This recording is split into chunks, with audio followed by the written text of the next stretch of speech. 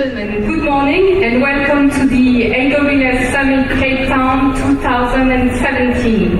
Please welcome to the stage Michael Needham, Senior Manager, Solution Architect at AWS.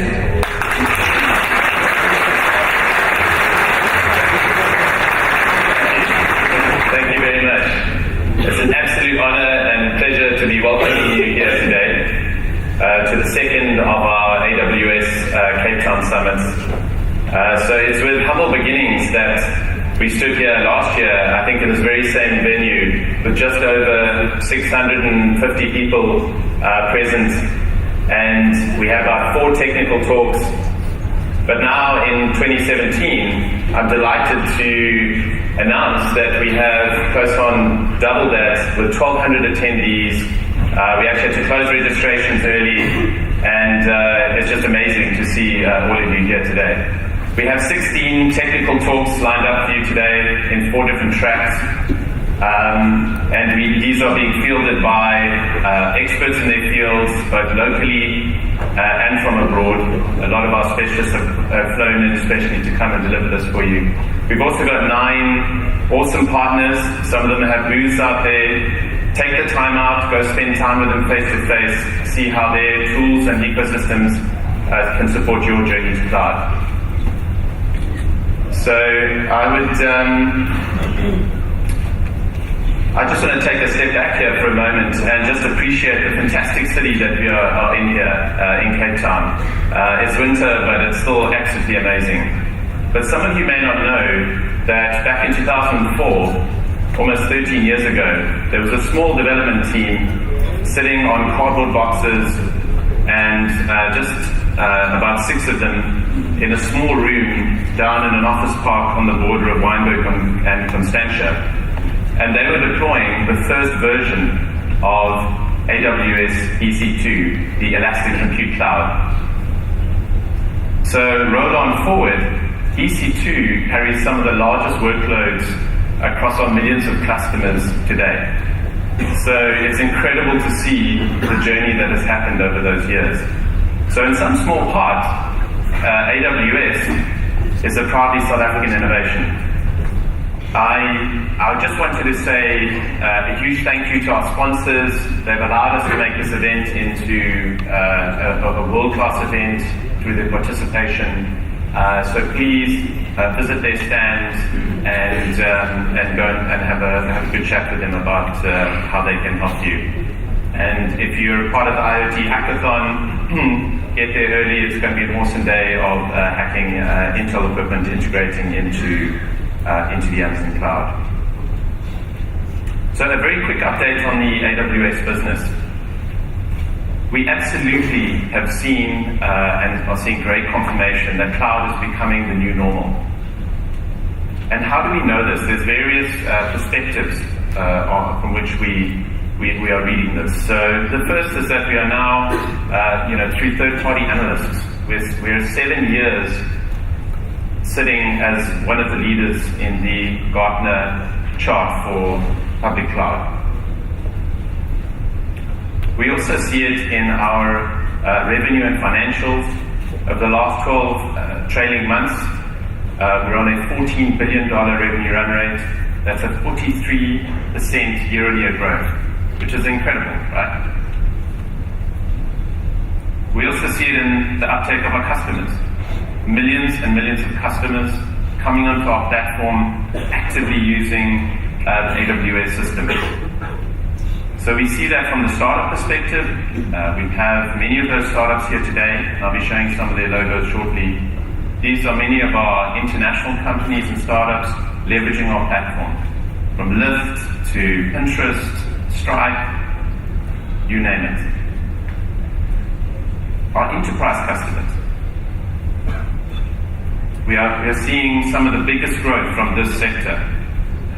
We've got AXA here today, You Can Pay, Mix Telematics, and a host of internationals. We've got Philips Healthcare putting petabytes of data to cloud. Samsung, if you have a Samsung TV, you're using the Amazon Web Services Cloud when you interact with that TV. So connect up with local partners. One of the best ways to learn about cloud is from your peers and from other people who've already gone ahead on that journey. So many of these companies, they either have booths or they have a number of staff here today. Look out for their badges and link up with them. Another perspective where we see great take-up in the cloud ecosystem is in our marketplace. It's one of the best ways to consume third-party products, easily integrating into your cloud environment. We've got 3,800 listings, 135,000 active customers leveraging that platform. If you're an ISV, there's a marketplace booth in the center of the hall up there.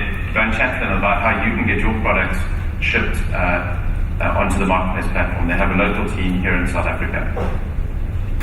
So finally, engage with us. If you walk around the summit today, you'll find people with black Amazon shirts on. You'll also find them with orange shirts that looks a bit yellow, but sort of traffic cone orange. Look for the traffic cone guys. Those are the technical team people. You can ask technical questions. Black is on the commercial side. We've got our 3 major groups of talks. We've got our core services, we've got enterprise and security track, and we've got our big data, machine learning, and AI track. And then post the summit, we'll be recording this video, we'll be putting out other content. Go visit our African landing page on the portal. It's got all our case studies. It's also got links to multiple of our user groups. And I think there's a huge opportunity for all of you to be connecting ongoing through those user group communities. So thank you very much. And without further ado, I would like to now welcome on stage the ever-inspiring Werner Vogels. Steve, you up.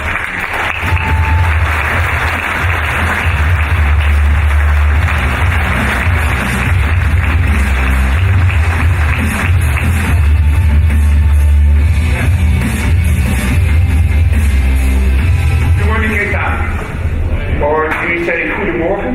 I don't know. What is it? What's the Afrikaans for good morning? Is it goedemorgen? Okay, good. Look, that's as far as it gets, yeah? Actually, if you're Dutch, Afrikaans is actually pretty funny because given that I speak both Dutch and English, I can sort of understand it.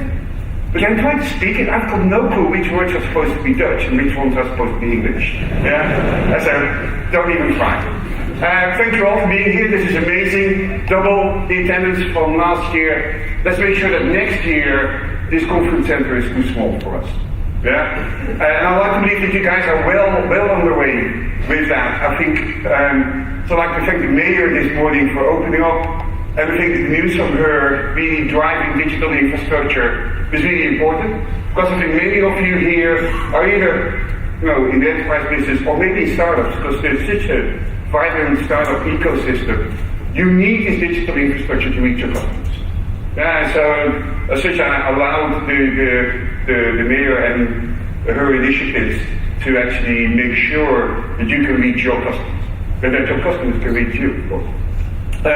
Well, I emphasize something that Mike said. This is not a sales event. This is an educational event. We have got these 3 tracks, great speakers, but most importantly, and that's always what we try, is to actually get people with a lot of experience to talk to you and talk with you. Given that probably about half of you in this room are already AWS users and have a lot of experience, because some of the South African companies have actually were on our platform almost from day one. So it might be that the person sitting next to you has a lot of AWS experience already. So I urge you to sort of connect with each other and learn from each other. As I say, this is not a sales conference, so we ask everybody, also the customers that we're very grateful for, that they are coming on stage with us, to actually tell the truth. Yeah, to not really sort of make things more shiny than that they are, but really tell you exactly what you can do with AWS and what you can't. And that last part is really important. Yeah, we thrive on feedback. You have to give us feedback, because that's the only way that we can actually improve our services in a way that we could not do before. Yeah, and we really will change our roadmap based on sort of feedback that we're getting from you. Last year, we launched well over 1,000 new major features and services. and I don't know what the exact number is, but well over 90% there, is actually because of feedback from customers. And this is important because when we started building this, we wanted to take a radical different approach from how other tech companies were actually bringing services and software into the market. Basically, they would tell you how to develop software. Yeah? This is the platform, these are what tools you use, this is how you shall build it. And we believe that cloud was going to be such a revolutionary different approach to building software that we wouldn't be able to predict how you would like to use it or what kind of systems you would want to build with it. So we've taken what we call the toolbox approach. Instead of telling you this is how you should be developed, we give you a toolbox with all sorts of very high-end fancy tools in it, and then you can make decisions exactly how you want to build your software. And I think because if you start telling your customers how they should develop software, you probably are using mechanisms from the past. And that's not what they are about. You know, development and architecture is changing radically because of cloud, and as such, this is an ongoing evolution. To build the best tools for that, you need to give us feedback. And we will respond to that and build those tools for you. So in my presentation today, very fortunate to have 3 customers on stage that are willing to talk to you about how they're using AWS. But I'll sort of go through some of the things that we've done in the past 6 months to give you an idea sort of what are the new things that are sort of floating around in the AWS world. Most importantly, I think this notion out there that you all know about is that cloud is just the new normal. For many companies, whether you're a young business or whether you're an enterprise, cloud is the de facto standard for doing IT. And whether it is migrating services onto the cloud or whether it's building completely new products or features on the cloud, that's where you start. Yeah? I think these days, go talk to your CEO or to your CFO and ask for money for hardware, they're going to laugh at you. Yeah, this is not where we're going to build it, or you want to move fast, and that's what AWS will give you. So it's a new normal. And for developers, it means that you're no longer constrained. Now you have the freedom to build whatever you want to build because hardware is no longer in your way. You can make mistakes. Yeah, if you pick the wrong instance type, push a button and you get another one. Thought you were being I/O bound, turns out to be your CPU bound, catch yourself in a different instance type. So you can make mistakes.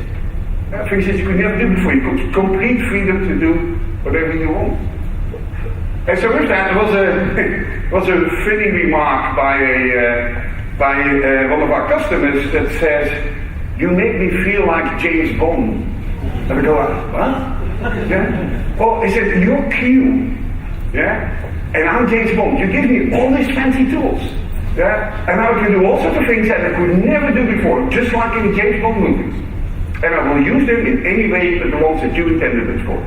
Yeah. And that's true, because it turns out that sort of in quite a few of these tools, they're meeting a particular need that you have that we may not have been able to predict. Or you start using it in a way that actually match how you want to build software that we couldn't predict. And that's great. For example, if you look at the database migration service that we have, which is there to migrate databases from on-premise into the cloud, quite a few of our customers are using it as a real-time replication engine. Yeah, as a sort of primary backup mechanism to move data to the cloud. Great. Not really how we thought about it, but that's really, if we see that pattern arise, we make sure we can build better support for it. So, with all of that, now the idea is that sort of cloud gives you superpowers. Yeah? With all these great movies out there today, I think it's a great theme to think about, how cloud gives you superpowers to build and operate in ways that you could never do before. And so it's a nice theme. I think we picked sort of 7 or 8 today to take a look at sort of these superpowers and how they relate to sort of building modern systems.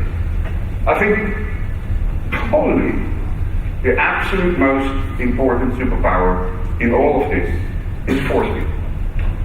In essence, this relates to that we are giving you tools to protect yourself and to protect your customers in ways that you could never do before.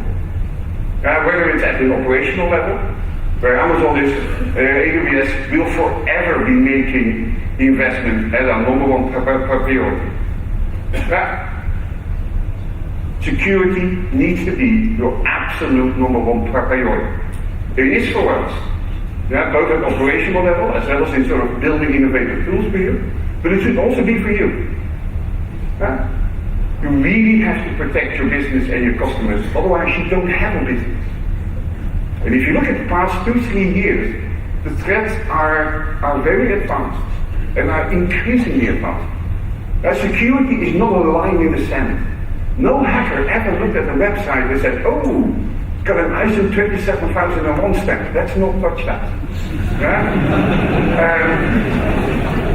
No. If these things are happening, you don't need a lawyer, you need a good block. And if moats around our cities were the right way to protect our cities, firewalls will be the right way to protect our digital systems, our digital cities. Moats are no longer the right way to protect your city. We protect our individual houses. And so at very fine grained level, you need to protect your individual applications and systems. If you look at most threats today, there no longer is something like, going brute force through the front door. Social engineering and other things play a much more important role there. And if then people have established some sort of illegal tunnel inside your systems and not the individual systems are protected, then you're toast. Encryption plays an increasingly important role in that. You need to encrypt, at minimum, the critical business data and personal identifiable information of your customers. At minimum. And by the way, this is good security hygiene. You should do this regardless whether you're running cloud or whether you're running AWS, in another cloud, in a co-host environment or on-premise. Encrypt your critical business data and personal identifiable information of it. That's the minimum you should do. At Amazon, the retailer, we encrypt everything on the retail website. Why? Because you need to be PCI compliant, and it means that something like 50% of the calls or so that you need to do need to be encrypted. So we decided to just encrypt everything. And why? It means that your engineers can no longer make a mistake. And the PCI audit becomes extremely simple. And as such, I think with cloud we have so much capabilities today that it makes it very easy for you to actually include encryption into your tool set. But it's not just encryption. Make use of VPC, the web firewalls, and make sure that you do IAM, your roles, and we do a lot of innovation in the whole digital security space to make sure that you have the right tools at your fingertips to do this. And if you are subject to some compliance, take a look at sort of CloudTrail and Inspector for example. CloudTrail allows you to track every operation on every digital object that you have or every service that you're using and give you a detailed auditing trail of that. If you're, for example, subject to certain regulations, you might use Inspector to continuously inspect your environment to make sure that you continue to be, let's say, in compliance with the regulations.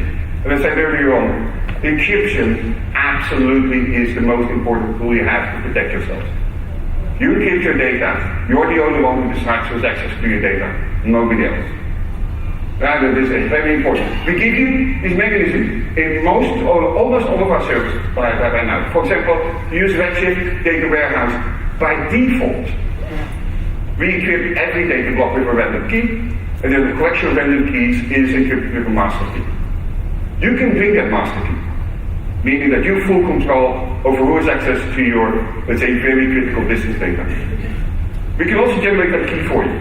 That means that at rest, at least all of this is encrypted with a key that Amazon has, but if you bring your own key, you can be assured that you're the only one who determines who has access to your data. With all of that, I also urge you to think about security by design. And that means really from day one, start thinking about security. Security should not be something that you sprinkle over your apps or your systems later on. We already know that doesn't work. It needs to be fundamental thinking from day one. And so we have a website that actually promotes a set of red white papers that really drive security by design. And it is all about sort of what kind of security compliance, for example, regulations are you subject to, because something that you inherit from your environment or from the other services that you're using, or what are the service-specific compliance and regulations that you need to meet with respect to your customers. And then you determine going from there into how does that map onto AWS? How does that map onto IAM? What are the kind of steps that you need to take there? Step 3 is make sure that you use templates so that you enforce the use of your security tools. And then, of course, it's the last one, make sure that you continue to validate it with using Cloudtrail and Inspector and all. Now, all of those, there's also the white papers on the AWS website. I urge you to take really good notice of it, because protecting your business and your customers will be increasingly important. This is probably one of the threats, the online threat that many of our customers are worried about. Distributed denial of service. I mean, we've seen a number of them in the past year that were quite substantially global disruption of digital services. So if you look at those, what are different denial of service attacks? There's sort of three different types. One is volumetric attacks. It's basically just flooding the pipe. Whether it's UDP floods or ICMP floods, basically trying to make sure that you no longer have access to your network. Second category is state exhaustion attacks. That's really facilitate TCP SYN attacks that sort of exhaust the state that sits in your operating system with respect to networking. And then all the way at the top, you have layer 7 attacks, sort of the application knowledge attacks. Those are hard. Yeah, because we often don't know whether you have become suddenly really popular or whether this is a DDoS attack going very specific against certain things. But the good thing is that, so if you look at those numbers, the level 7 attacks are actually really the minority. So 64% and 18%, gives you 82% of the attacks are either at state exhaustion or volumetric attacks, and we protect you from that at AWS. AWS Shield gives you protection against those two levels of attack. And we've been doing this actually for a long time already. And it comes for free. Now, AWS Shield is free for everyone to use. If you also want to protect yourself at level 7, you can make use of Web Application Firewall. You know, it sends us basically echoes, indication of what kind of traffic we need to block at the edge if you feel that you're under attack at the level 7 as well.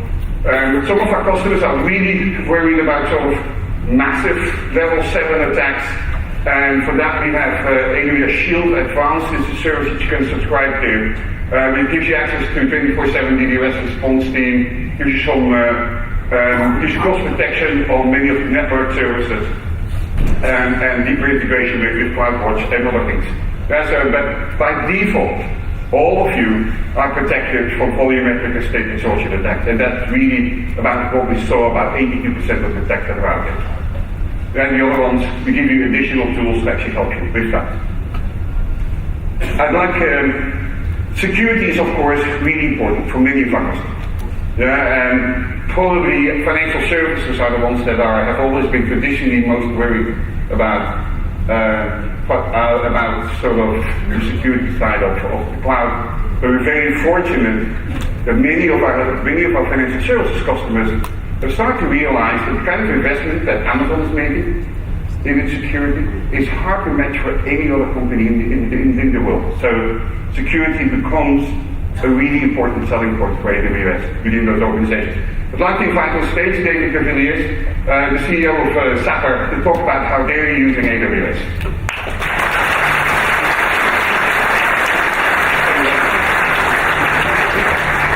Thank you very much, Werner.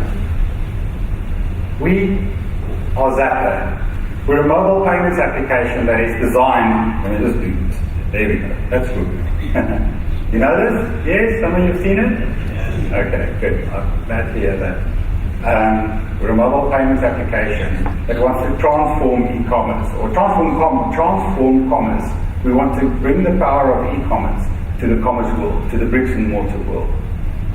So, like a good startup, we have a audacious goal that we chase, and that is it. We also have a startup myth. Any good startup has a startup myth. Our startup myth was inspired by Star Trek. So the one day we were talking and we were talking about Star Trek, and we were saying to, we were talking about Captain Kirk, and when he presses the communicator on his left hand, and he says, "Beam me up, Scotty," he doesn't just communicate with the Enterprise, he invokes teletransport. So I'm not saying Zappa's got teletransport cracked yet, but what we want to do is we want to take the power of e-commerce and give it to the bricks and mortar business. We also realized, so what we realized is that in the hands of each and every one of you is a highly powerful and connected device, and you use it for communication. Shouldn't we use it for something else? Or sort of somewhat more, can't we do something more special with it? We also realized and understood that there's a new way of doing business, and that business is e-commerce. Now, when I sell a website, compared to buying a restaurant, when I sell a website, I know a few things. I know the name of each and every customer. I know their lifetime value. I know the cost per acquisition of that customer. I know the process or the sequence that they went to get to the point where they were enticed to make the buy decision, and I understand their funnel performance. So I know a lot about them.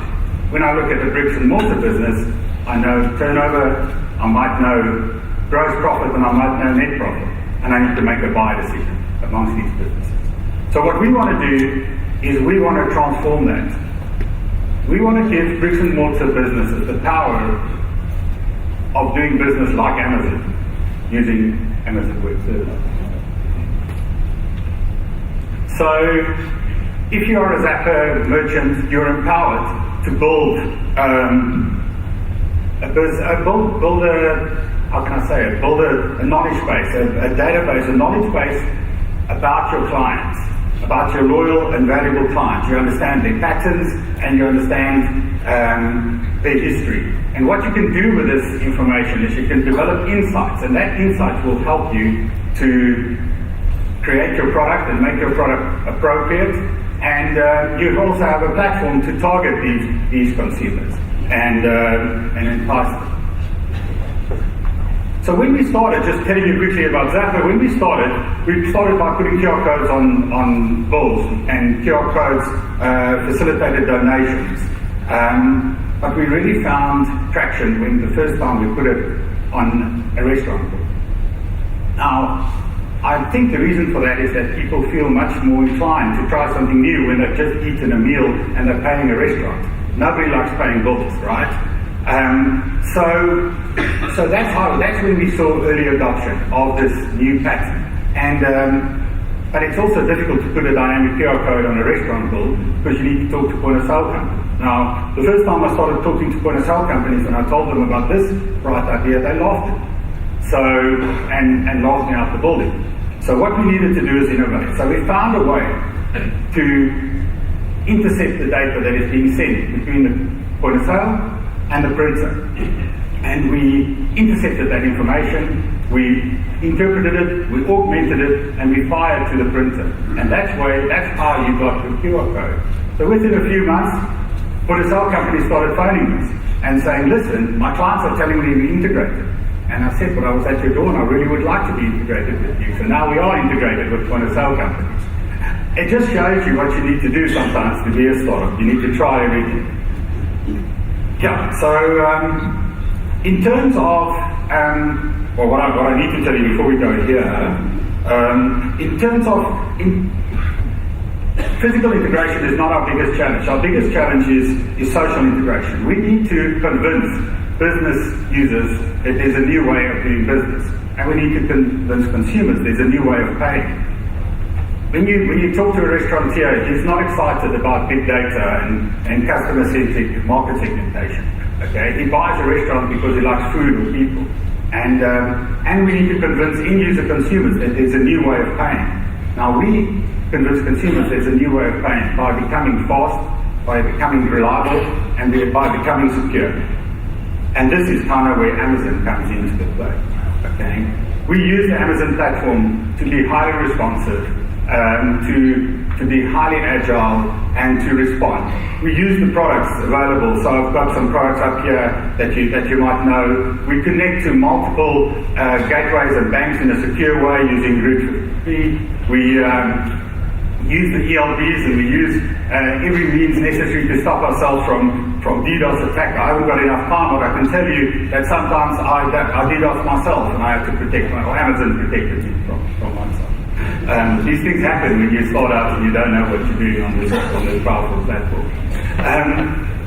We obviously use the storage to grow our business and to provide insights. We use big data to understand insights for our clients, and those insights enable us to provide our merchants with the information that enables them to design interventions that convinces them to behave differently. So we're basically taking the power of e-commerce and the way you do e-commerce, okay, to the physical world. We also move money between consumers and merchants every single across the world. And moving money between merchants and consumers takes you need to comply, and you need to comply with a lot of regulators. You need to comply with a lot of laws, and you need to be sure that you meet those compliance and retain those compliance. So using Amazon in that way is helping us to maintain that activity. Creating a useful application that's sticky and stays on your phone and adds value to both businesses or merchants and consumers is enabled by doing these things with Amazon. So I obviously scale up and scale down as people burst. As all of you are going to go out and use Apple tonight, I might need to scale up tonight. I don't know, Enrique, you need to check that. Variable cost is that when they're all finished and they've gone out of Cape Town, I might have to scale down a bit to save some money. Nolan, please can you check that? We need to do effective routing because we connect to our business partners around the world. We're live in 14 countries and we connect to business partners, payment gateways, banks around the world in a secure and effective way. So let's make sure that we keep that way. Our security is imperative. We are looking after customers' data and we are looking after end users' data. So copy rules and everything related to that is everything that we do. And then obviously we need to be fast. So we distribute content to the mobile phone across the world in a way that we feel local, although we do it only here from Cape Town. Zapper wants to transform the way we do business. Resistance is futile. Thank you.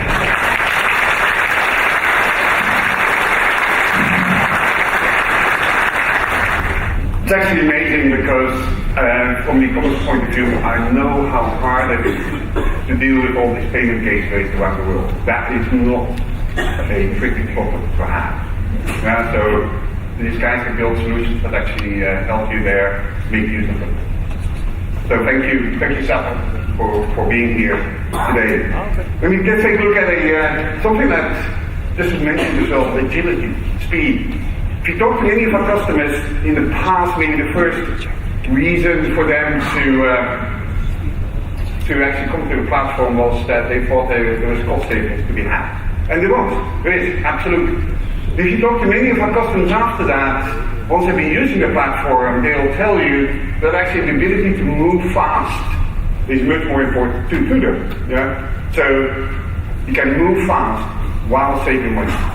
Yeah? So there's a win-win situation in all of this. And with moving fast, I don't mean just click of a button and get yourself 100 or 1,000 instances, while that is still important for many of you. Moving fast also means being able to make use of all the different services that AWS offers. So with well over 90 services at this moment available for all of you, it means that you can really focus on things that matter for you and your application and your business. All of us need to run search. I mean, there is no website, there is no app, basically, that doesn't have search functionality in it. It's not a competitive differentiator at all. I mean, it is if you don't have it. But it clearly is something that your customers will expect of you. That means all of you have to run both Lucene and Solar if you need to do this by yourself. And actually scaling those two up is a pretty hard problem to do. And it means you have to put a lot of effort and mechanisms and tools into it for something that isn't really core part of your business. So making use of cloud search or Elasticsearch as the services that we're offering there allows you to just offload that to Amazon. So where you no longer have to think about sort of doing these kind of core tasks that you have to do, but are not making your application any better by actually executing them. So that means it's across the board, whether you're operating an IoT, whether you're building mobile applications, whether you do analytics, each and every one of those, we've got a variety of tools and mechanisms available for you to actually do whatever you want to do. Yeah, and we'll go into detail a bit further on in the presentation in some of those, but it does mean that for you it's important, if you want to move fast, you make use of as many of these services as possible and focus really on the things that make you unique and is different for you. In all of that, there's still this little blue box at the bottom, yeah? Which is sort of the core services of AWS. And if you pop that one out, it's pretty amazing. It's not just that there's this little block box there, it's actually pretty deep in each of those categories. And whether it's computer, databases, networking, sort of the core infrastructure pieces. And if you just look at compute by itself, that's a pretty amazing group of services and instance types available for you. And remember that within each of those instance types, there are again sizes. Yeah, and so you can pick exactly that kind of instance type that you need for the particular application that you have in mind. And as I said earlier, you can make mistakes.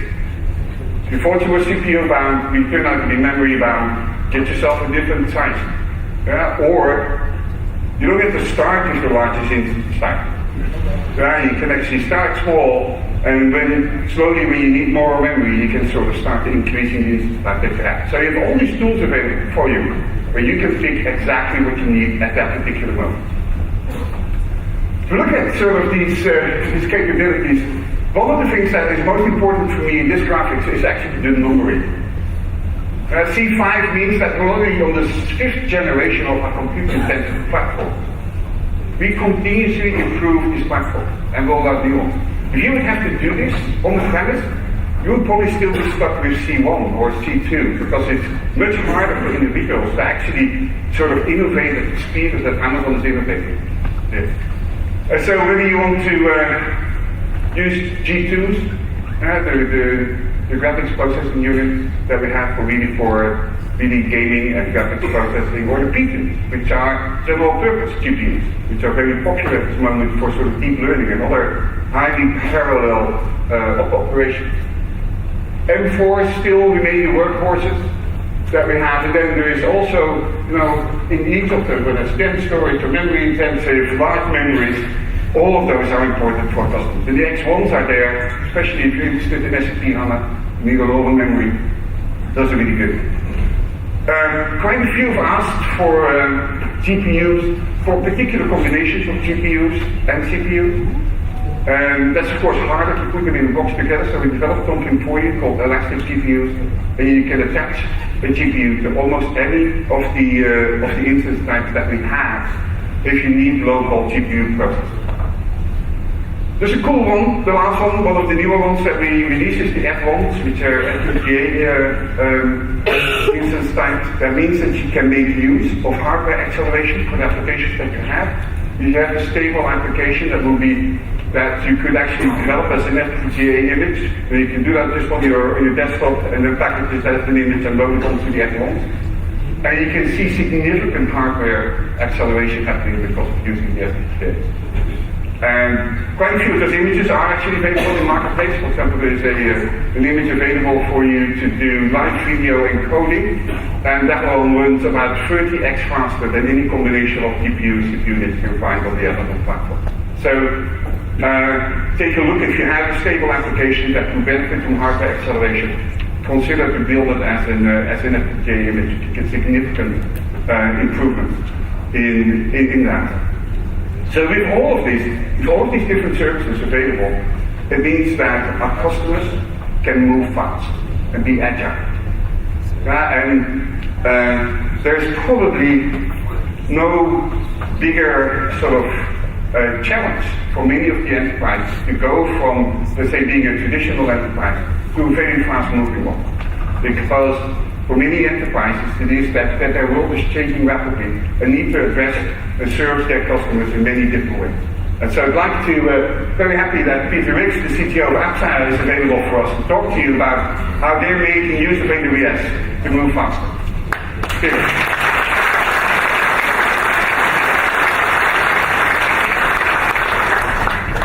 Morning, everyone. I'm delighted to be here to share our journey. It's a journey that has been really, really interesting, and we've worked with a partner like AWS really to start changing our culture of the organization to take new ways of working and to be able to bring value to our clients a lot quicker. And even more importantly for me is that our staff are able to really have a good place to work and to enjoy what they're doing. So let me tell you a little bit about the story and where it began. We started in 2015 in May, and we were running a hackathon. This was in the dungeon someplace in Joburg. You can just see the grunge and the way the beat's going on, and down typical IT type thing where you want to run this stuff. And basically what happened is all our staff started arriving. It was the first one we'd ever run. And the first thing they said was, how do we do this? You know, we haven't got infrastructure with us. We develop on our laptops. And how do you take it forward? You don't have access to the production service, the development service. And we sat them all down, and before we kicked off, we basically said, we have AWS with us. We have been working with them, and we've had a really, really good set of insights as to how to take this forward. AWS came through and they gave us tokens and credits that could use the infrastructure, and we explained how to work with AWS engineers to get going. So pull the trigger, the 24-hour hackathon starts, and off it goes. And we just sat back and we watched. And it was a really, really incredible experience to see how within an hour people were getting the infrastructure up and running. Stuff that they didn't seem and didn't know was possible. This is a bank, you know, you can't move that fast. Supersonic speed starting to come through. And Mike, I don't know if you remember, you know, sitting there 2 hours into this, one of these ladies comes running to me and says, Peter, we have a shop up and running. This is going to be what we're going to build for the whole thing. And it was just an amazing experience to see 2 hours into this, people are up and running and working and hacking and building new capabilities. So anyway, back to the hackathon where we were sitting, and the winner of the hackathon was a kids app. You know, this one when we're at, when your kids are young and you basically get them to tick off to say, I've accomplished this task, get some money, 10 cents here, 2 rand here, 50 rand here, depending on how old you are. And that was the one that won. And you know, that has really progressed to something that is now something live. We have a product called Mega U. It's live. It's developed in the cloud. It's developed in Cape Town. Our development shop in Cape Town built it for us, and it's running. So that was the start of where we were and where we came out. And coming out of that hackathon, we landed in a position where people were excited. We put basic connectivity into AWS. We started talking to the regulators, started experimenting, failed on a lot of stuff, was successful on a lot of stuff. So it was a really, really good learning phase opposed to where we are and where we ended up. So where are we now? I mean, that was 24 months ago when we started that. And now 24 months later, we have an engineering network. It is decoupled from our production network. It is coupled directly into AWS.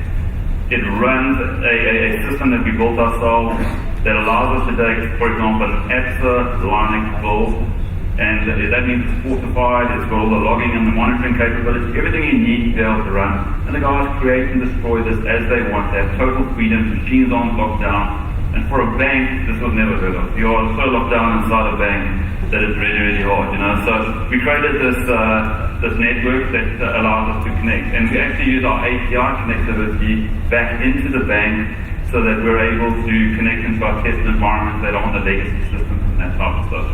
So it's a really quick way for us to start moving and developing and taking ourselves forward. The next thing we have done is that we've connected high bandwidth capability into AWS in our production network, an extension of our production network, and that allows us to really deploy stuff in production loads into AWS, and obviously with all the security that's associated with that and how we take it forward. So that is a great, great move. We then took the apsa.co.za website and we put that into AWS. It took us quite a lot of time. We had to go through all the security that was discussed earlier. It was a big learning capability, but now that is running in AWS today. And even more exciting for us is that we're sitting in a situation where we are a Pan-African bank, and we are able to roll out this to one of our Pan-African banks in 6 weeks. This is not anything other than putting down infrastructure, software, content, security, all of those things we're putting up, and we have to do that in 6 weeks. That was never ever heard of, to be able to do that in the past. And I'm sure you can imagine most of that is content. It's not the infrastructure anymore. We're able to move very, very fast on that. So it's a really, really easy place to be. We're also, and talking again around security, we're archiving into the cloud. We're encrypted with our own keys, and we're pushing all our big old data into the cloud, locked down onto S3 storage. Really, really good place for us to land as well. And associated with that, we're building APIs to that, which allows our developers to push buttons and essentially archive automatically into the cloud. And that's got some really good cost efficiencies, speed, savings, and everything else that comes with it. So also a fantastic place for us to land. The story I'd like to talk about, and it's what I call a caveman. One of our areas has got this thing called the caveman world. The impossible task of putting legacy into the cloud. Just not possible. And these guys have really come through. They've created containers. They're running their dev and test legacy system ready for production. We haven't taken it to production yet. But stuff that was impossible to do, they are now running dev and test legacy capability in the cloud. And that is really, really good. We're going through our final penetration tests that are associated with the containers. And the aim is to then take that live when we're ready with that. And we don't see that too far away. I love the born in the cloud capability. We're sitting with our born in the cloud, many applications. We've got rules engines as an example that we've taken straight up, put it into the cloud, built it with the appropriate capabilities, proper DevOps capabilities, continuous integration, continuous delivery. And these are really making us move fast. We're moving at supersonic speed. We don't do it every day, but we're able to put into the cloud if we wanted to, or on our own words. We can go either way. We can put in our software with data changes, and that born in the cloud capability is really good. We're enhancing that now with red and green sites, so that we're able to also switch on and off containers very, very quickly. And that's a powerful position for us to work in as a bank. So that's where we are today. We've been engaging with regulators, and we've had a lot of good success in the way that we take that forward. So where are we going? Right, we're a bank. We have to worry about security. We underestimated actually how much it takes to pull the security in place. We underestimated how much it would take to pull the operations in place. But we're busy putting this nice capability around it so that we're able to scale. We know we can do it in little bits and pieces, but we want to be able to scale the organization. So we're investing a lot of time with the right operations, the right security, so that we can take that forward. We're also educating our staff. Alright, so I'm really pleased. One of our guys has just gone through their professional engineering AWS certification. I think it's one of 14 people in South Africa. We have many associates, but the professional is one of 14. The other 13 are probably sitting in this crowd, or I hope they are. And that's a type of investment, and we're trying to encourage people to go down that route to be able to get to this particular place. So really good place for us to land. I spoke about us taking a Linux build that is an apps build that we can deploy immediately. We are automating as much as we can. We're looking to say, well, how do we do it with SQL? How do we do it with Windows? How do we do it with the application servers, with different other databases, so that when we push a button in our development environments, automatic tab creation, but not the normal ones that are sitting in AWS, on top of AWS, with the appropriate capability that we need on top of it. So a lot of investment going in there, but even more importantly, trying to change the culture of the organization. And we're actually finding it easier and easier as time goes by to change the organization and the way that we deal in culture, because people are getting attracted to it. We don't have to do very much anymore. People are coming and they're wanting to see it and they want to take it forward. So, why is this going to work for us? I'm sure many of you understand and know that we're in a situation at ABSA where we need to change with the way we're working. We have a unique opportunity to do things differently, and we're going down this route to re-architect the bank. And we want to use this opportunity to work with our partners of AWS and many other internal capabilities that we're building as we take skills forward. And we're really going through and saying, well, how do we change and use the unique opportunity we're in to scale and to do stuff quickly? We're working extremely hard in understanding what is required. We're investing a lot on containers because we understand the importance of how to use the likes of containers and to run what we've got to do. But this unique opportunity allows us to go down and scale the way that we're operating the bank. Ideally, we want to do like a mass migration and bring in hundreds and thousands of points of infrastructure and to do it in the new way. But we're busy working on how do we do this in a good way. And we don't believe we could do it if we had not gone down the route of working with a partner like AWS on this. And we can do it securely, we can do it at supersonic speed, and it's a fantastic place for us to land. So we're going through, we're educating our staff, to do little work, we're having a lot of enthusiasm around it. It's allowing us to attract the right type of staff. The type of staff that we could not attract in the past, the big, slow, clunky bank. We're doing some pretty cool stuff now, and it's the right outcome for us. So, I'm really looking forward to moving forward with AWS, with our staff, doing things differently and scaling out where we are. So just to wrap up there, I'm really pleased to have been given this opportunity to talk about our story. It's one I think is going to be very successful. Thank you for allowing us to talk about how we're able to move now at supersonic speed. Thank you.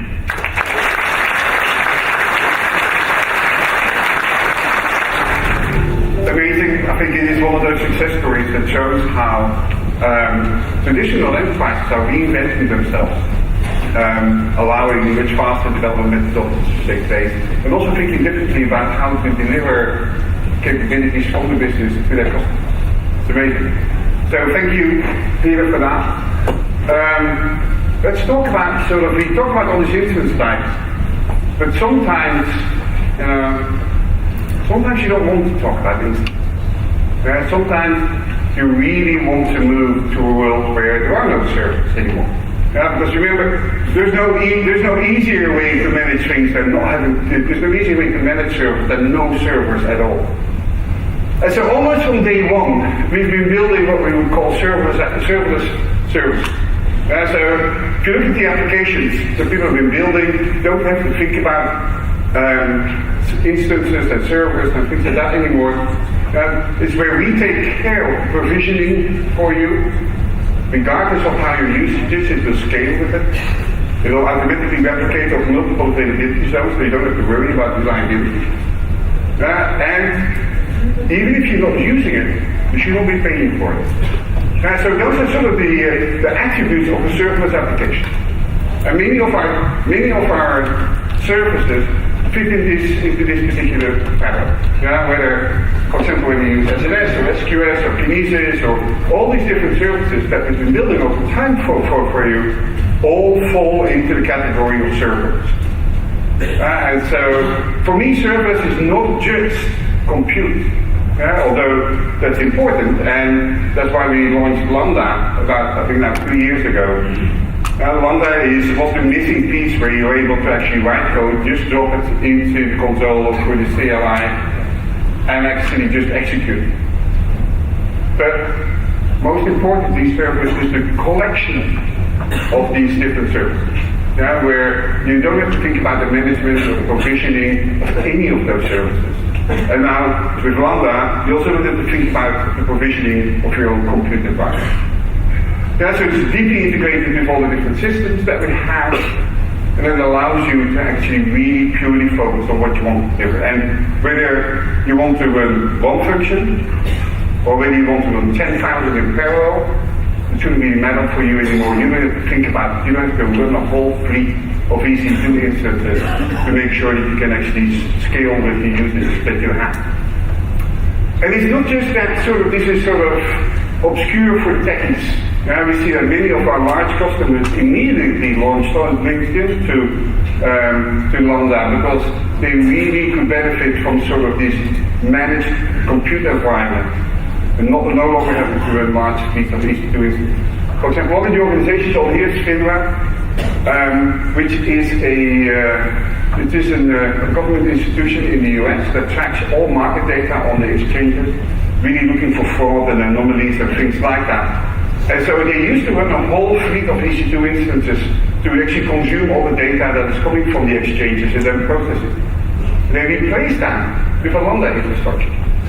And so now these billions and billions of events that are coming from the exchanges, each one is handled by a separate Lambda function, a separate invocation. They no longer need to worry about how many servers they need to run to make sure that they can handle everything in real time. AWS takes care of that for them. So you really get a managed compute environment that is reliable, scalable, and is managed for you.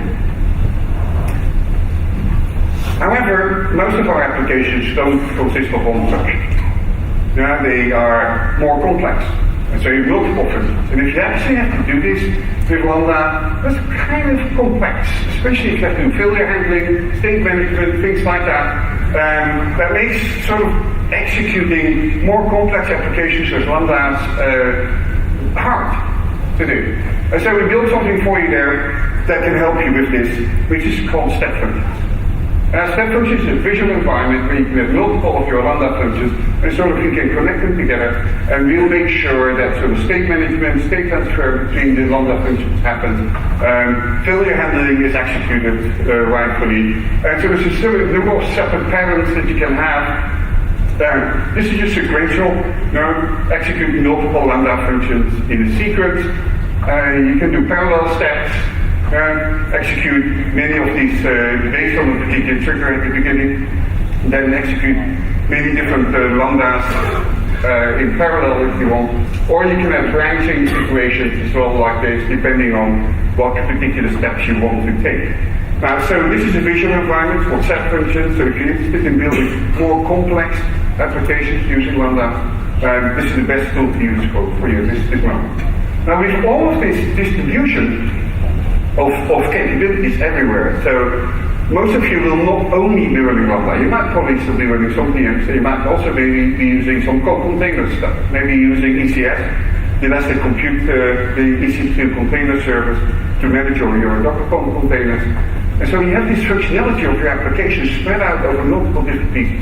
Maybe also using some of the higher level AWS services.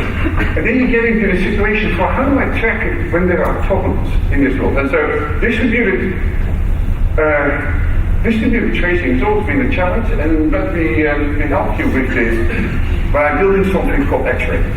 And so X-Ray is distributed tracing throughout sort of different environments, where it is, you can run it in EC2, on ECS, on Beanstalk, and on Lambda.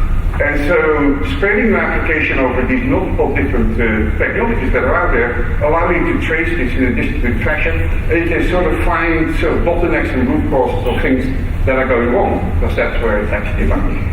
Now this is a visual environment, and so let's take a look at this one. Here what you see, here's the customer-facing piece of it. And what this basically means is that customers, given that that's the red part of these circles, a certain percentage of the calls that these customers are making are failing. So if you track this all the way back for your application, which are different Lambdas and different index in different ECS instances, it all rolls back to the fact that your DynamoDB instance is throttling. Apparently you didn't actually set enough capacity on your DynamoDB to serve the number of customers that you have. And so this environment gives you a visual way the ability to inspect and trace all operations in your distributed application across the AWS platform. It's pretty cool.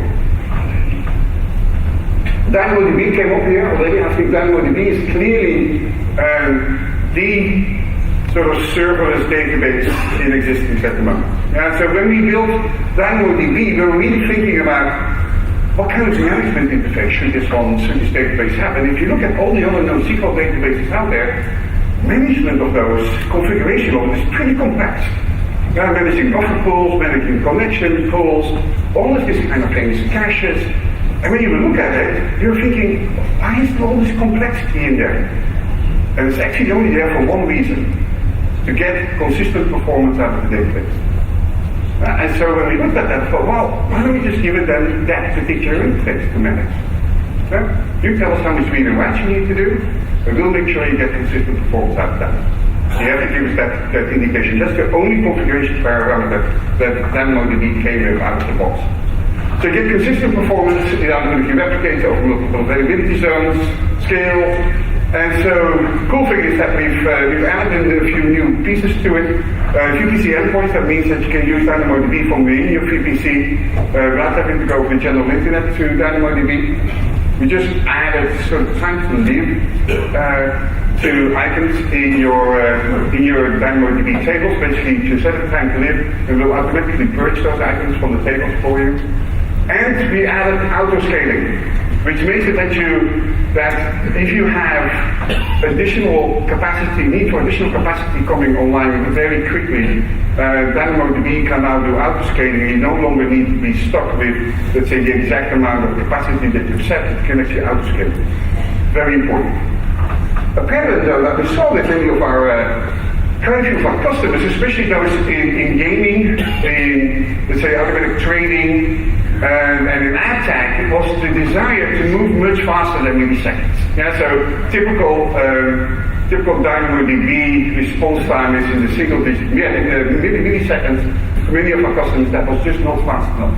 And so what they did was building quite complex architectures. There's a DynamoDB, and they would be instantiating a separate cache, and the whole application needs to be cache aware because this cache is no longer transparent in front of DynamoDB because it has a very different interface. And so applications become a lot more complex to actually meet those sort of microseconds demands. So we decided to put our inventive hat on and actually add something to DynamoDB which allows you to actually move to microseconds. Yeah, so this is DAX, it's the Amazon DynamoDB accelerator, and it runs about 10x faster than traditional DynamoDB. So with one click of a button, you can put an in-memory cache in front of DynamoDB, which is completely transparent for you, has exactly the same interface that DynamoDB has, it's just a different endpoint. Yeah, and so with that, your latencies will drop from milliseconds to microseconds. And it's pretty impressive how we've done this. Again, it runs over multiple availability zones, fully managed for you. You don't have to worry about it. It's a checkbox on the console to actually enable this for the DynamoDB tables. And there's a whole particular world, I think, that is coming to life beyond sort of mobile devices and desktops and tablets and things like that. And that's the world of IoT. And IoT is sort of a world where servers no longer play a role at all. No, that's truly a serverless world. And we built AWS IoT for you, and let's take a look at sort of what the different components are in that particular world. It starts off with the device gateway, that basically handles the communication of the devices with the functionality that you built in the cloud. And so we have SDKs that go to the devices, and the secure mechanisms to identify those devices, as well as encrypt communication between the devices and the gateways, using X509 certificates, and you can bring your own certificates, or you can ask us to generate those for you. Then most of the messaging that flows from these devices into the cloud through the gateway goes into something called the rules engine. And the rules engine is pretty powerful, because for a lot of simple messaging, you can really do handling there. So that it's SQL, you write a SQL statement, and you can actually push them, they take automatic actions there. For example, if temperature goes over 20 degrees, open the window. Without actually having to sort of go back and build specific applications to do that. They connect with many of the applications, of course, with services in AWS as well, if that's what you want to do. Then we developed something called device shadow. That makes it simple for you to communicate back to the devices that you want to communicate with, because quite a few of these devices will not be online all the time. And as such, you need to have a mechanism that in your application, you don't need to worry about that. You can just talk to the shadow and send your commands there, or pick up the latest states, without knowing whether the device is online or not. And it makes it transparent for you. So all of that together has, of course, the usual IoT APIs, and if you're building devices in this particular world, I really urge you to check it out. Also comes with a registry. That means I can ask questions like, give me all the lights in this room that I can control, of course, if I have access to that. They make it easy for you to actually find devices and operate with them. Let's take a look at, so that's AWS IoT. Take a few looks at, for example, the rules engine, exceptionally powerful, easily integrates with all the different services out there. And you can also do a lot of transformations on each of the messages that are coming by before you push it actually into any of the other services. Really powerful mechanism there. Great integration with many of the other AWS services. And I really love the integration with Elasticsearch. Actually, Elasticsearch for me is less of search, but much more of visualization, real-time visualization of data with the Kibana toolkit and things like that. For example, here you might have many trucks on the road that all send you data and it creates that, and you can build great visualizations using Elasticsearch on top of that, the IoT platform. Many people in the world of IoT actually make use of machine learning. And so you can build your machine learning models and actually then push data coming from the IoT devices through the machine learning model. That's really content. There are actually a few challenges around IoT, and further, if any of you are here in the mining business, it's pretty big here in South Africa, but many of you have built new machinery that is pretty complex in terms of IoT. Now, in the early days of IoT, these devices would be one device that would sit there to control the machinery. These days, it's almost a distributed system on these machineries itself. And so, for much of that, moving sort of data back from those devices, that all of the messaging that all of these different devices on this machinery actually has to flow back into the cloud, that's both impractical as well as almost impossible from a physical perspective. And as such, we look for a mechanism that our customers could use that was identical in that particular environment to the environment that they have in the cloud. And so we added something to that is similar to the way that we do IoT in the cloud. So these are the different capabilities that IoT gives you in the cloud. And then if you go onto the device itself, you get a similar environment there. That is called AWS Greengrass, and it allows you to build applications on the machinery itself without having to go back to the cloud. It has similar mechanisms. It has a gateway, it has authentication, and you can run Lambda on those devices. So your default programming model, regardless whether you run in the cloud or on these devices, will be Lambda, which means you can run it in Java, JavaScript, Python, C#, popular languages like that. So this extends the AWS IoT platform onto the devices that may be running in harsh environments. In all of this, with all this cool stuff that we're building, there's still things that you would really like to escape from. And I always like the superpower of flight to be associated with databases. Because especially these old-style relational databases with vendors that have sort of extortion techniques to keep you using them. I won't mention any names. It's something that I really would like to fly away from, and especially, and I've been on the receiving end of this. As CTO I've written checks to database vendors, and the only way to drive your cost down was to make very long-term commitments to them. And often I would overbuy, because I had no idea where I was going to be 5 years from now, or 10 years from now. And I'm now talking to many of our customers, the CIOs around the world. I hear they do all exactly the same thing. Routinely 30% more licenses that you buy than you will ever going to use. And mostly because of this punitive licensing and this auditing things, you do not want to get into a situation where you're being audited and suddenly you get enormous punishment because you may have used a license too many. It's not really a cost-incentive approach.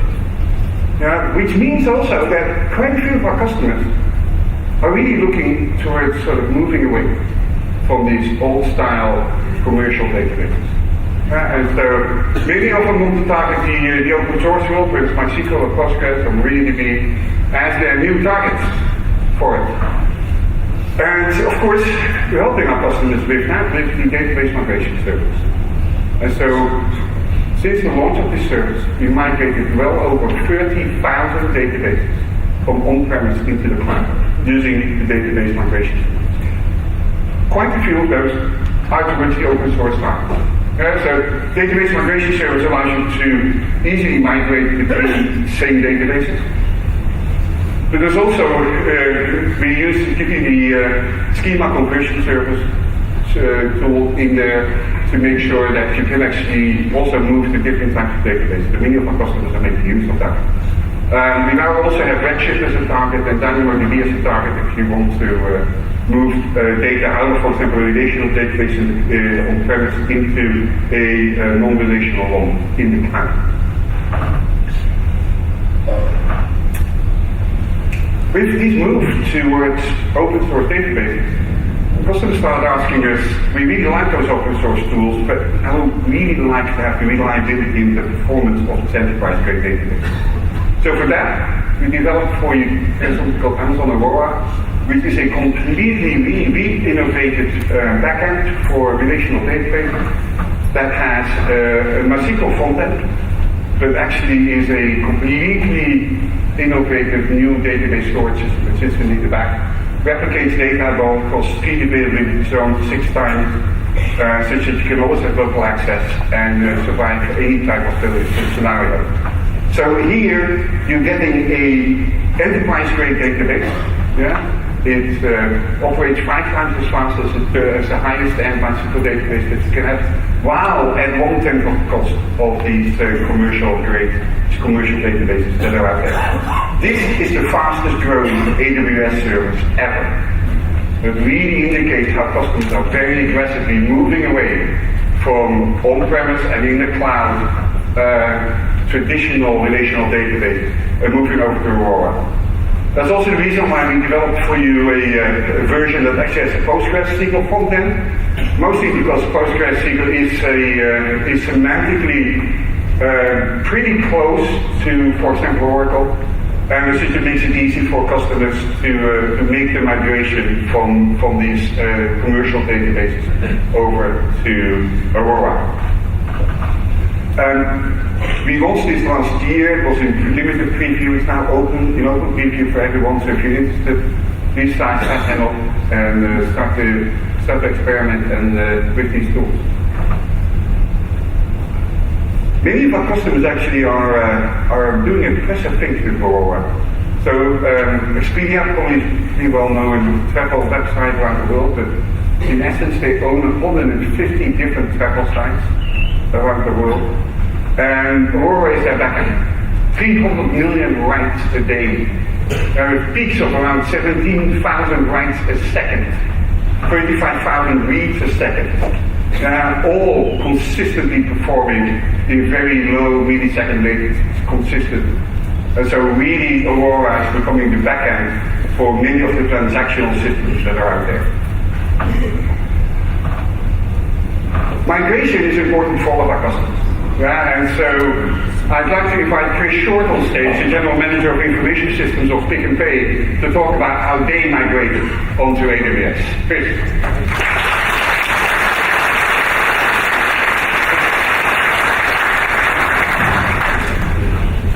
Good morning. So I'm going to start. There's been a big talk about lots of virtual and fancy superpowers and things, and I keep getting told by my business that all we do is want to sell baked beans. So I'm going to be quite grounded, very focused around what we do. 50 years ago, Raymond Ackerman bought 3 small supermarkets in Cape Town, and he pursued his dream to build a new kind of retail business. In that model, he wanted to put the customer at the heart of everything that they were doing in that relationship. And thanks to consumers, over time, that partnership has enabled Pick n Pay to be the best low food retailer and most trusted retail brand in the country. In the last 2 years, we've obviously grown to a point where the estate is now over 1,500 stores. 750 of those are large supermarkets. 140 of them are in the rest of Africa, and we opened 12 of those in the last year. And that's quite interesting from an infrastructural and logistics perspective. We also launched over 1,700 new and repackaged private label products. Our online business is growing at roughly a third a year, and we issue 3 million Smart Shopper coupons a week, part of our favorite South Africa's most favorite loyalty program, Smart Shopper. In all of this, we are trying very hard to stick to our core values. They are consumer sovereignty, putting the consumer at the heart of everything we do. Business efficiency, which is where our partnership with AWS played a large role. And doing good is good business. Increasingly in the economic environment that we face today, that I'm sure you're all blatantly aware of, customers are facing high inflation, we have high unemployment, and there's very low income growth. Related to that is obviously all the politics. I'm not going to get there. And we obviously are trying very hard to do everything we can to support and sustain consumers in this tough time. But it does therefore force us focused job creation and capital investment, but it does force us to stick to these values, and in order to do that on that scale, we have to innovate. We have 7 key focus areas for the business for this year, and in fact for the plan we're running. And in each of those, I've tried to see if you can see the sort of bolded areas where technology and our team are key to underpinning what the business is trying to do. It's substantial. So our team is a team of 300 professionals. We're focused on customer-facing solutions and also enterprise-facing solutions in order to service the customers. Everything we've been building is focused on thinking platform. It's also geared to test, adapt, learn, fail fast, and then also try and shorten the time to market.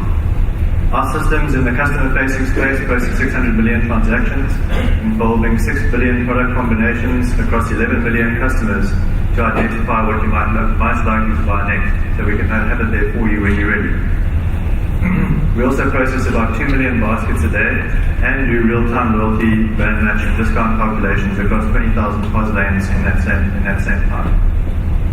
On the inside of the business, we process about 25,000 orders a day, we do about 15,000 deliveries a day, and we work with 7,000 vendors. So managing all of that scale at speed is quite a substantial challenge for our team. So we work with AWS because we see cloud, first of all, when you're making 2% margins, every cent counts. So we saw cloud as giving us major savings and increased speed and agility, and it's been very, very valuable for us to date in that respect. We've started in our customer-facing solution space.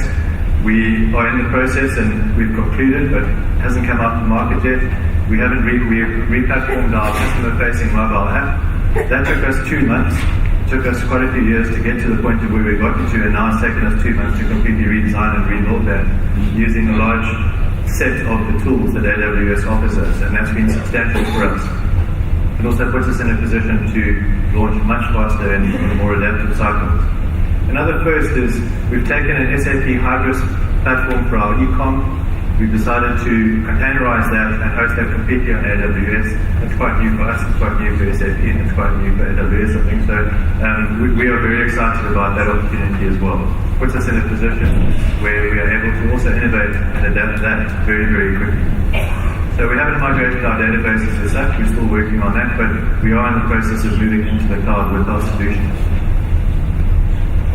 I asked my team, what part of AWS do we use so far? And I was completely almost fell off my chair when I saw how many pictures, how many logos were on the side here. But ultimately we use a fair amount, and all of these have been in the 2 areas that I've talked about so far.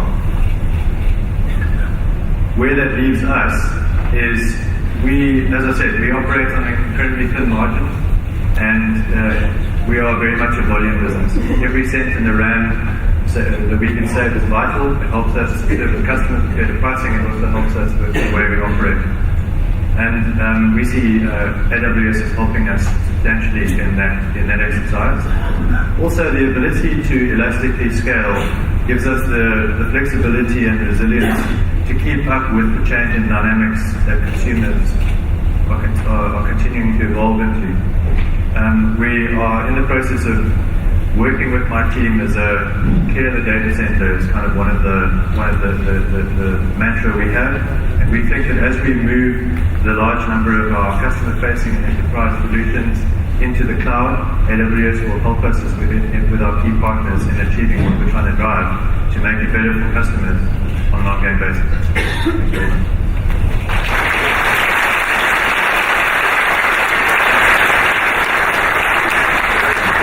Thank you. Amazing story. We have our roots in retail as well, and I know how hard it is to develop an environment for low margins. No, it's really hard. So, and actually this goes for probably for anyone that has a consumer-oriented service business. Yeah, so how does your typical graph look like in a day? Yeah? The tiny data I had to buy hardware for that. Sort of the guiding principles was we could relatively well predict sort of traffic in the future. So you would buy 15% over expected peak to have sufficient capacity there. If you meet that, if that's okay, then sort of on a weekly basis, basically 40% of your capacity stands unused. Just the difference between day and night and things like that. That would be acceptable because I know many of the enterprises out there are happy if they can reach double digits in terms of usage capacity. But think about sort of a time like Thanksgiving in the US, then Black Friday, times like that, where traffic is 4x, easily, not even 5x of a normal weekday. That means that you have, again, using the same rule, 15% over peak. That means you don't roll that in 2 days before. You roll it in a month or 2 months ahead of time. That means for a month, you're sitting on almost 80% of unused capacity. And for a business that actually has to deal with quite low margins, that's almost deadly. And so the ability to actually really scale on an individual node, individual service basis, on an individual instance, makes it suddenly extremely efficient to make use of auto-scaling in this world. So now that Amazon no longer has to buy its own hardware, regulate its own hardware, it actually can grow exactly on the amount of capacity that they need, and only pay for that capacity that you're actually effectively using to serve your customers, instead of things that just sit idle and do nothing. Very important. Thank you for your contact. So if you have these databases, now we've talked about data now, and I like to believe that there's a change happening in the world. We all have access to the same amount of compute capacity these days. We also have the same access to storage. We also have the same access to analytic services. Yeah? And so, if all of this is now suddenly equal, distributed over everyone, well, here's competition going to come. Next to sort of you building really nice applications and serving your customers there. I think a big driver in the whole competition between businesses is going to come out of the effective use of data. The quality of the data that you have, the ability for you to combine different data sources, both internally and externally, or create new ones with IoT, for example, and then the ability for you to very smartly ask business questions against that data is becoming more and more the way that businesses are remaining competitive. And so, for that, you need to have the power of X-ray vision. You need to be able to look inside your data, ask smart questions using the right tools, and then help you make data-driven decisions as a business. So, there are 3 different sort of categories of analytic services that you find back on AWS.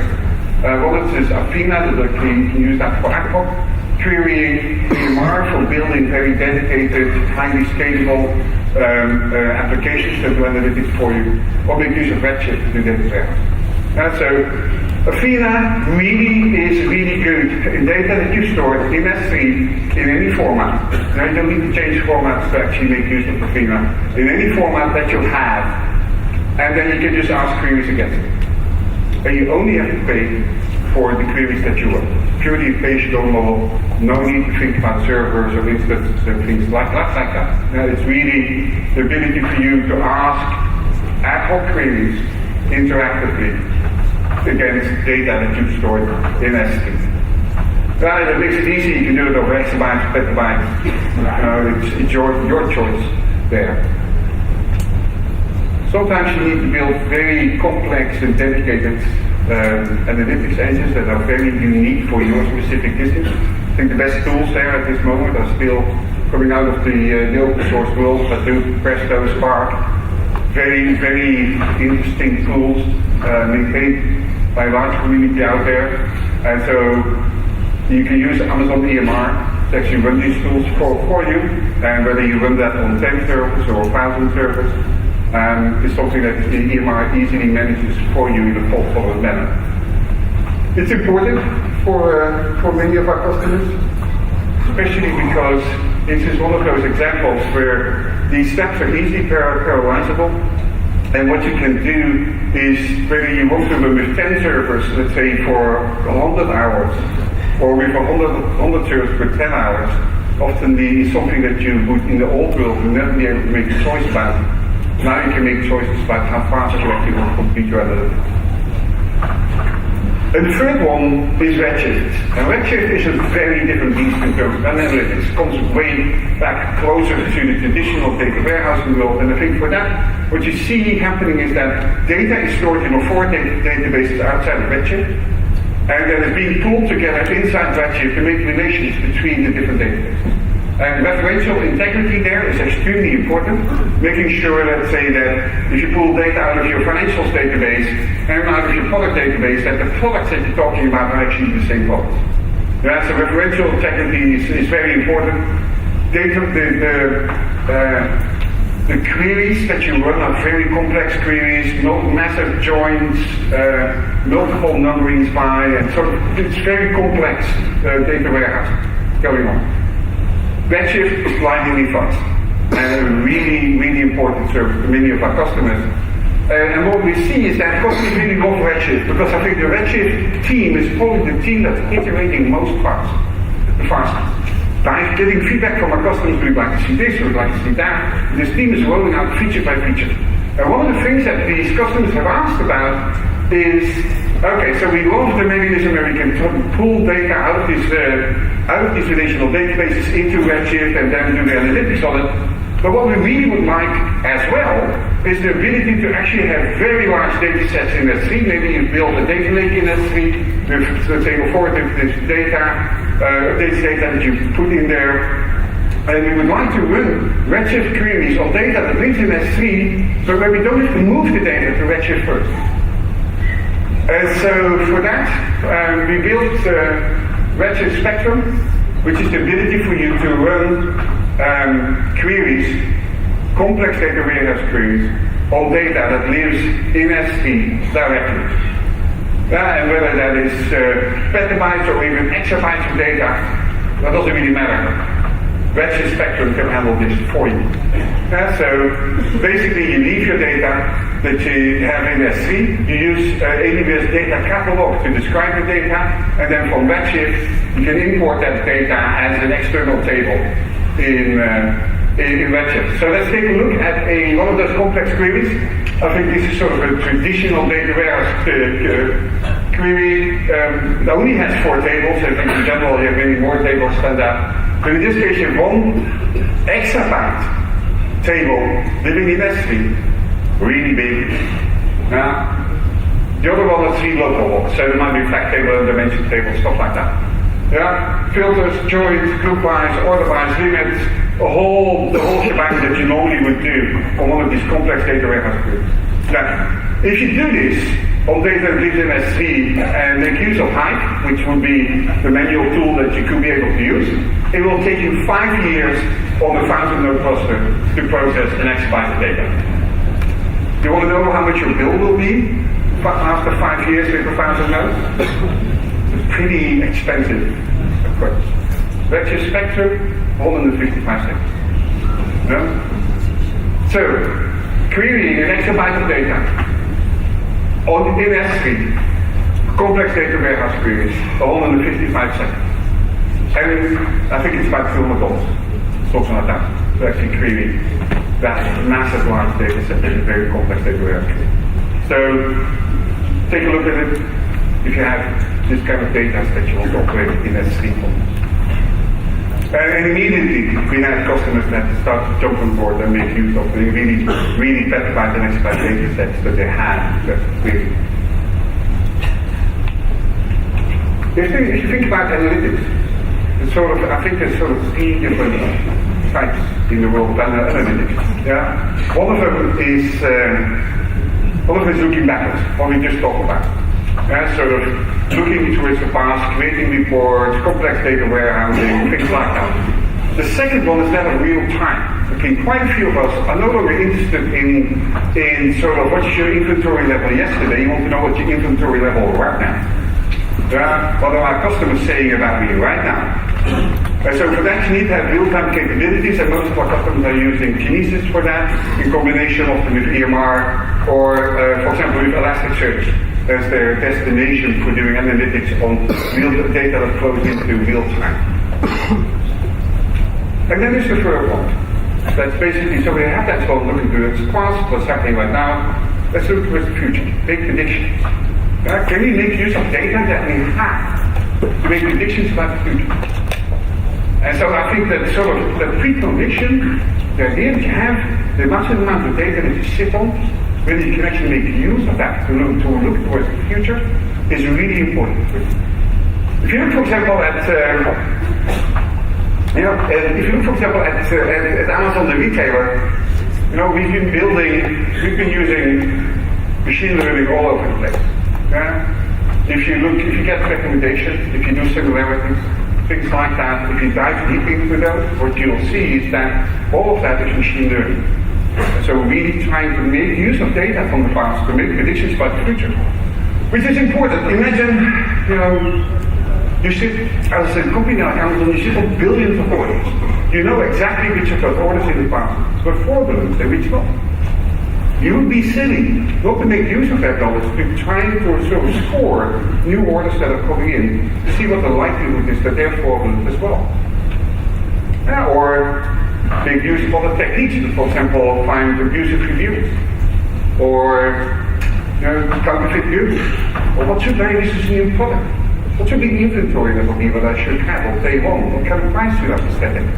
If these are all new products, you basically have no clue, but you can make use of data from the past to make predictions about. I think the whole challenge in that world has been around data as well, data sets, how to train these data sets, and then how to actually execute these predictions on top of that. So because in this data, we're really talking about petabytes of data, often that you have to actually push those into the models that you want to create. And so I think we've seen an increase in the use of machine learning as well as deep learning with the launch of both, for example, P2 instances, as well as with new software platforms. Whether they're TensorFlow or Caffe or MaxNet, all of those are actually helping customers build new machine learning models on top of AWS. And then you need to be able to execute those models, because just building a model is not sufficient by itself. You need to be able to take the results of this machine learning or the deep learning tools and techniques to be able to execute it somewhere. Whether you set on a combination of GPUs and CPUs, or whether you want to do that at the edge by using Lambda and pushing processing out until the edge, and whether it's on IoT devices or in Lambda running on the edge. And so we've been doing this for a very long time already. And so well over 20 years, a lot of experience actually in really building applications with it. This goes way beyond the technology, lower level technologies. As much as the lower level technologies are important, I think many of us will not be operating at that level. We're not deep learning experts. We will use vertical applications that are built on top of it. Like, for example, recommendations, or speech-to-text, or natural language understanding. We will use those in services that are on top of it. And many of our customers have already been building this for quite a while on top of AWS. Take, for example, Netflix, a well-known video streamer. They've publicly stated that about 75% of the movies watched on Netflix are driven by recommendations. The recommendation engine better be pretty good about that. And of course, if you have a lot of knowledge about your customers and customers that are similar to each other, you can make these recommendations that are becoming really good. And as such, that's why customers really trust the recommendation engine within Netflix to actually direct them to the movies that they might like. In all of this, I think there's different layers in all of this. Of course, there is infrastructure, and we've had those for a while. These are the new engines that are out there. We are supporting MXNet. I mean, we support all of those. The kind of machine learning AMI that is available for you with the latest versions of each of those platforms. We particularly like MXNet, mostly because it's so close to how our customers like to develop. Quite a few of the other tools only allow you to do declarative deep learning.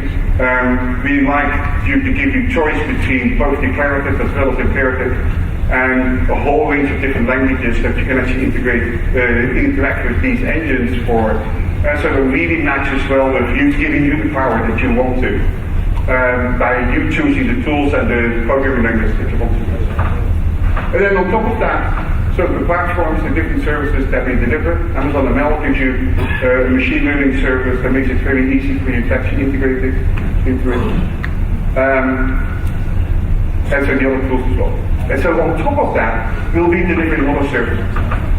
And by the way, at the end of today, I'll be giving another talk called Demystifying AI, where I'll basically go through these kind of things and sort of talk to you about sort of the concepts around machine learning, the fundamentals about that, and how you should think about that. This is not, AI is not science fiction.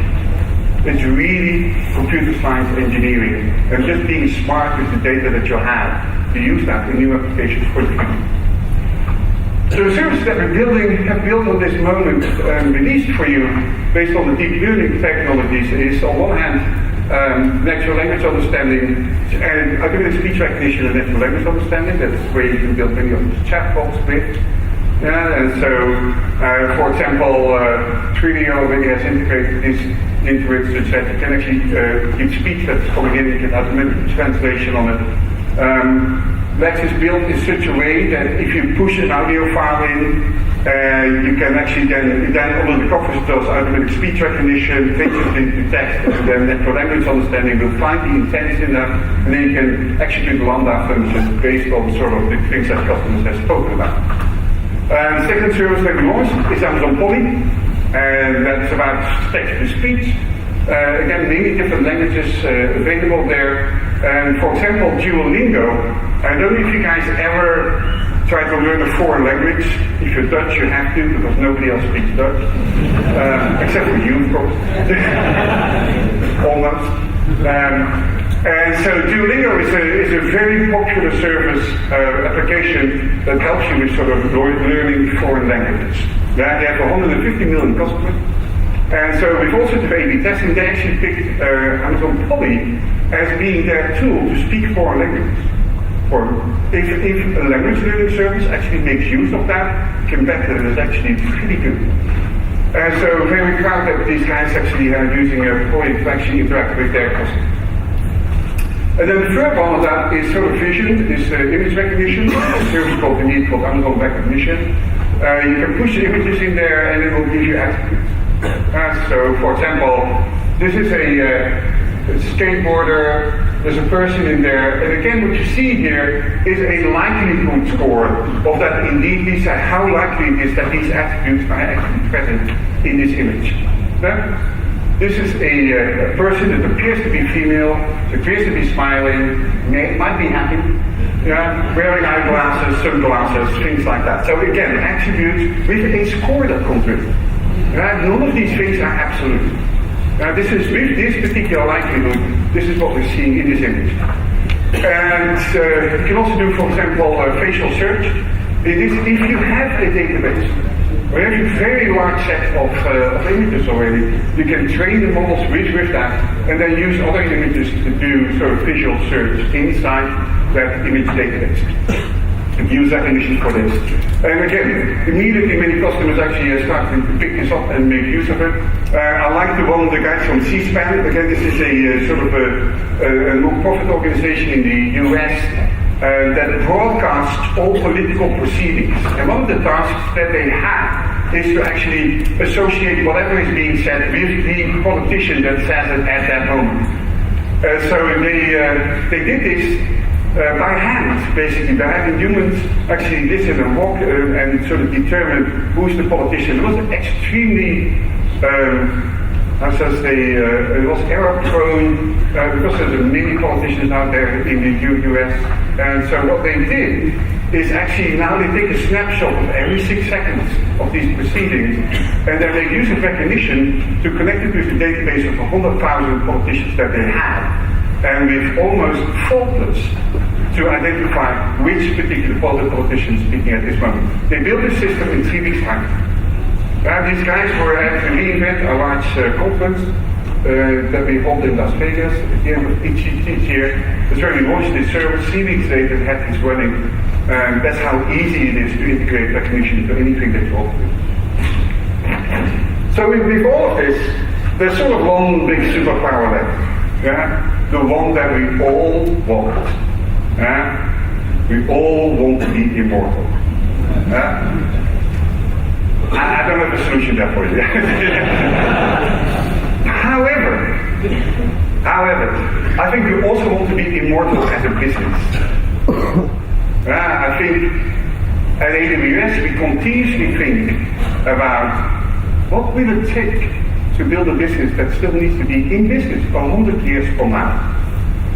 How do you do that? You definitely don't do it by focusing on this financial quarter. You do it by aligning yourself with your customers. You make sure that your customers spend as little as possible with you, because that, especially if they're a younger business, every dollar that they can actually apply to things that really matter for their business instead of infrastructure increases their likelihood of success. And so for us, it's really important to align ourselves with the long term with our customers. That's why they give you tools like Trusted Advisor. It can run on your infrastructure and will tell you, hey, those 3 EBS instances that you have laying around there, you haven't touched them for the past 2 weeks. Maybe you should snapshot them and delete them, because that will save you $200 this month. So it is continuously important for us to align ourselves with our customers. And we see that this is sort of a trend that is definitely more and more being focused around the world as well. If you look at other household names today, those are no longer the big hotel chains. It's Airbnb, Vogels, Uber. All of those are companies that have grown up on the cloud. They didn't exist a number of years ago. Every night, 450,000 people are spending a night in a room brokered by Airbnb. Any hotel chain will kill for them. And so across the board, we see young businesses becoming household names, and existing businesses, existing enterprises, being tremendously under pressure to actually follow suit. And for them to have to go through a digital transformation phase, not just because it's cool, because it's purely a quest for survival. Because around the corner, young businesses will be there to actually sort of focus on your customers and deliver them the absolute best service that they can get. Which is, I think, is a great story about us today as well. Really changing the way they do your banking to be able to deliver those digital services really quickly as soon as you actually have them ready, instead of the traditional sort of 6 to 9 months or 2 years sort of development cycle. And so digital transformation is all about survival. Survival, remember, is not about who is the strongest or the fittest. It's who is the most adaptive. Who can adapt the fastest. And so probably is no better example in all of this than General Electric. General Electric is the only company that is still left on the S&P 500 in the US from the original days. Why? Because they're adaptive. 50 years ago, the average lifetime of a company on the S&P 500 was 16 years. Today it's 15 years. The likelihood, the expectation is that by 2025, 75% of companies that are now in the S&P 500 will no longer exist. So digital transformation is becoming a driver for survival for each of those companies. GE understands this. So Jeff Immelt, the departing chairman of GE, says at one time, one night you go to bed as a manufacturing company, and the next day you wake up as a software and analytics company. And that's what they are. That's what they consider themselves right now. They deliver analytics capabilities both internally. They deliver analytics for their customers who buy their massive gas turbines. And they deliver the same analytics services to their competition. That's really amazing. They change the way that they do their business. Oh, by the way, and they do this by closing 30 of the 34 data centers and moving their software over to AWS. Because they know that that's where they have to focus on building better software and analytics capabilities and not worry about the infrastructure underneath them, so that they can continue to innovate. With all of that, again, I urge you to think about all the different features and services that we have. More than just EC2 storage database. And to continue to give us a right? This is the rate of innovations that we deliver at AWS, driven by the feedback that you give us. So, as I said earlier, well over 1,000 new main features and services last year, all because of that. And so, soon, you'll go outside and you'll have those. And after that, I urge you to come back to the different tracks in here that will give you details about many of these different services. So stick around. And at the end of the day, I'll talk to you again about AI and machine learning and services like that. So with that, I would like to say it's no better time to build. So go build. Thank you.